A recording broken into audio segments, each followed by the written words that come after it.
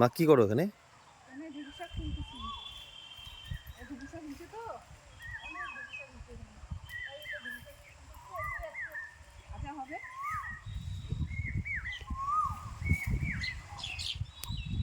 Hello বন্ধুরা, আমি রান্নাঘরে এসেছি। তো আমি আজকে কি রেসিপি করব ওটা দেখাবো। আমি এই যে ঢেঁকি শাক দিয়ে চিংড়ি মাছ করব। তো এখানে আলু কাটছি, পেঁয়াজ রসুন লঙ্কা আছে। এখন বসাচ্ছি আমি।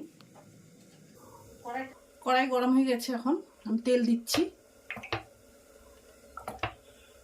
একটু লবণ দিচ্ছি কড়াইতে তেলের মধ্যে, কেন তাহলে শাকটা আটকাবে না, মাছও আটকায় না। তোমরা করলে পরে এভাবে দিবা। হলুদ দিও একটু, শুকনো লঙ্কা দিচ্ছি। এখানে পেঁয়াজ রসুন আছে দিচ্ছি। একটু পেঁয়াজ ভাজা ভাজা হয়ে গেলে একটু চিংড়ি মাছগুলো দিব।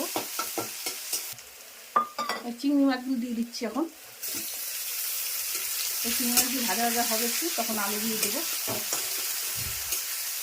আমার চিংড়ি মাছ ভাজা গেছে, আলু দিচ্ছি। আলুগুলো একটু ভাজা ভাজা হবে, তখন আমি একটু লবণ হলুদ দেবো, তারপরে শাক ছাড়বো। এখন একটু স্বাদ মতো লবণ দিচ্ছি, হলুদ দিচ্ছি একটু।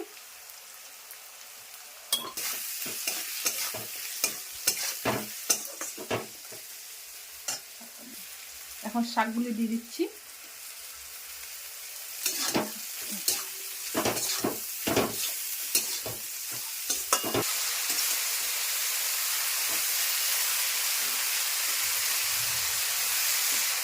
আমার নেড়ে চেড়ে এইভাবে উদলাই রাখবো, কেন ঢাকবো না, জল বার হবে।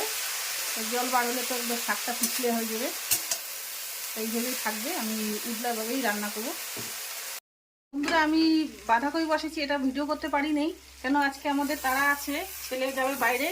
তাই জন্য আমি বাঁধাকপিটা আগে বসিয়ে দিয়েছিলাম। ডাল হয়ে গেছে, ভাত হয়ে গেছে। তো আর নতুন রেসিপি দেখালাম, খালি ভিডিওটা করলাম।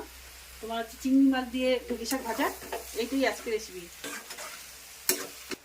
বাঁধাকপিটা হয়ে গেছে, আমি এখন নামাই দিচ্ছি। আমার ভাজা হয়ে গেছে শাক ভাজাটা চিংড়ি মাছ দিয়ে, এখন নামাই দিচ্ছি। বন্ধুরা, আমার রান্না কমপ্লিট। তো তোমাদের দুটা জিনিস দেখাতে পারি নাই, ডাল বাঁধাকপিটা, কেন আজকে তাড়া ছিল বলে আমি তাড়াতাড়ি করে রান্না করে ফেলছি। তো তোমাদের দেখাচ্ছি ঢেঁকি শাক আর চিংড়ি মাছ দিয়ে ভাজা, এটাই। আর তোমাদের যদি ভালো লাগে ভিডিওটা, তো লাইক কমেন্ট সাবস্ক্রাইব করে দিবেন।